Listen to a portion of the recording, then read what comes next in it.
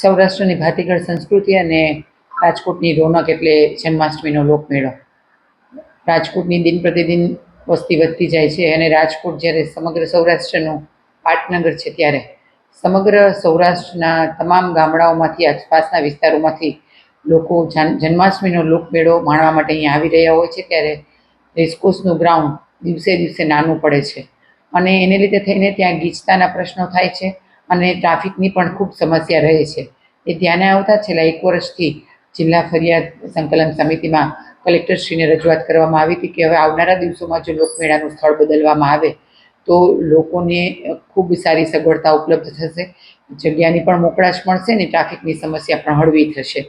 આ બાબતને ધ્યાનમાં લઈને કલેક્ટરશ્રી દ્વારા અટલ સરોવરની આસપાસ જે સ્માર્ટ સિટી વિસ્તાર છે ત્યાં એક જગ્યા નક્કી કરવામાં આવી છે.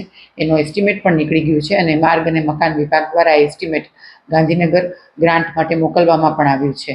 આ બાબતે ધ્યાનમાં આવતા મેં આપણા પ્રભારી મંત્રી શ્રી રાઘવજીભાઈ પટેલને તેમજ મુખ્યમંત્રી શ્રી ભૂપેન્દ્રભાઈ પટેલ સાહેબને આ બાબતે રજૂઆત કરી છે કે લોકમેળાનો જે ગ્રાન્ટ માંગવામાં આવી છે એ જો સત્વરે આપવામાં આવે તો આ લોકમેળાનું સ્થળ એ આવનારા દિવસોમાં બદલાવી શકાય.